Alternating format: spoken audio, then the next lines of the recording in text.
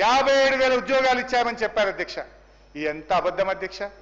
ఈ 57,000 ఉద్యోగాల్లో ఉదాహరణకు అర్థం కావడానికి ఒక్క మాట చెప్తా అధ్యక్ష, ఒక్క మాట చెప్తా అధ్యక్ష.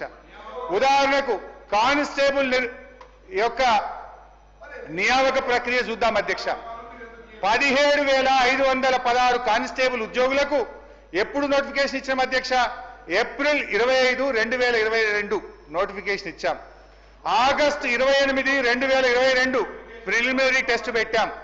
డిసెంబర్ 8, 2002 ఫిజికల్ టెస్ట్ పెట్టాం. ఏప్రిల్ 23, 2023 ఫైనల్ రిటర్న్ టెస్ట్ కూడా మేమే పెట్టాం అధ్యక్ష. సెలక్షన్ లిస్ట్ కూడా అక్టోబర్ 4, 2023 నాడు ఇచ్చాం. ఎన్నికల కోడ్తో నియామక పత్రాలు ఇవ్వకపోతే మీ ప్రభుత్వం వచ్చినాక నియామక పత్రాలు ఇచ్చి మేమే అంతా చేశామని చెప్తున్నారు అధ్యక్ష. నియామక పత్రాలు ఇచ్చి ప్రచారం చేసుకున్నది ఎవరు అధ్యక్ష? ఈ పద్ధతి ఎట్లుందంటే వెనకటికోవడం వంటంతా వండి పెట్టినాక గంట తిప్పి అంతా నేనే చేసిన అన్నట. ఇలా వీళ్ళ పరిస్థితి అట్లా ఉంది అధ్యక్ష.